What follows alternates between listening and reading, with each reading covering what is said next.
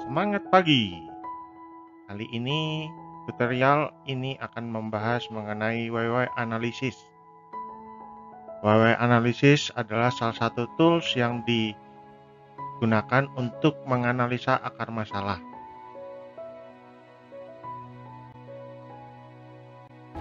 Lalu, bagaimana mengenai objektivitas data atau kevalidan bahwa jawaban kita sudah benar. Tadi sudah disampaikan bahwa salah satu kuncinya adalah sebuah standar. Coba kita lihat kasus pertama yang kita bahas di bab sebelumnya. Bagaimana metode WW Analysis ini bisa mengarahkan kita ke solusi yang kurang tepat. Terdapat banyak faktor yang menyebabkan bias ini. Salah satunya adalah seperti pengetahuan, pengalaman, ataupun hal yang lain yang tidak dimiliki oleh si analisator atau Anda sekalian. Maka, dari itu solusinya adalah kita harus melakukan sebuah verifikasi. Verifikasi dengan apa? Verifikasi dengan sebuah standar atau prosedur yang sudah ada. Sehingga verifikasi inilah yang membuat kita bisa melanjutkan analisa dengan lebih objektif. Pertanyaannya, kalau tidak ada standar atau prosedur bagaimana?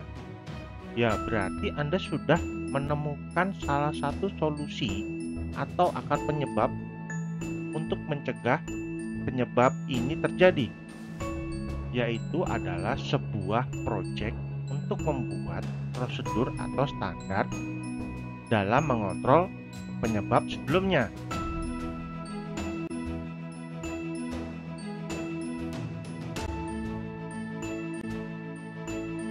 Sehingga alur metode WW Analysis ini menjadi seperti ini. Kita mempunyai problem, kita bertanya yang pertama dan kita menemukan sebab pertama. Ketika kita menemukan sebab pertama, apa yang dilakukan?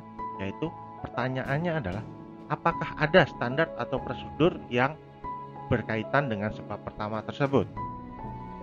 Jika tidak, berarti itulah proyek Anda. Buatlah standarnya atau prosedurnya. Jika sudah ada, pertanyaannya adalah sudah sesuai atau belum dengan standar atau prosedur yang ada.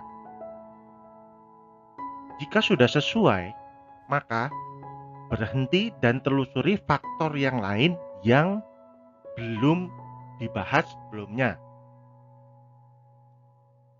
Kalau tidak sesuai dengan standar, baru kita melangkah ke why kedua.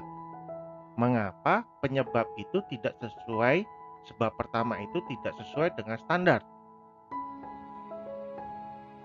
Dan seterusnya bertanya seperti apakah sudah ada standarnya belum, apakah sudah sesuai belum, dan seterusnya. Jadi bagaimana visualisasi agar mudah diterapkan sampai dengan tingkat shop floor ataupun pemula sekalipun. Di sini kami menggunakan sebuah kartu untuk membantu dalam aplikasi di lapangan, yaitu seperti ini. Kartu ini hanyalah sebagai gambaran format saja untuk mempermudah kami saat meeting bersama, sekaligus bertujuan agar tidak lupa untuk memverifikasi apakah sebab yang kita temukan di lapangan tersebut pada saat Genba itu sudah ada standarnya atau belum. Kartu ini bisa juga diganti dengan post-it ataupun kertas. Yang paling penting adalah bahwa standar atau prosedur harus ada untuk verifikasi dari sebab yang kita temukan di lapangan agar lebih objektif atau bukan sebuah asumsi. Contohnya adalah seperti kasus pertama tadi. Mengapa terjadi mechanical crack? Kita temukan bahwa mechanical crack terjadi karena adanya pressure mesin press di bawah standar. Pertanyaannya, sudah ada standarnya belum? Dalam artian berapa standar pressure press di mesin tersebut. Itu yang harus kita tanyakan. Misalkan pressure press-nya adalah sekian. Jika standarnya di bawah standar yang sudah ada, maka itu adalah tidak sesuai. Maka baru kita bisa melanjutkan analisa kenapa pressure press bisa di bawah standar. Nah, jika standarnya belum ada, maka Anda harus membuat project berapa standar pressure press tersebut agar kita bisa tahu apakah pressure press kita itu sudah disetting sesuai standar yang ada atau belum. Sehingga dari kartu-kartu tadi bisa kita visualisasikan seperti ini. Kita bisa lihat, selesaikan satu-satu lebih dahulu, baru menyelesaikan faktor penyebab yang lain seperti ini.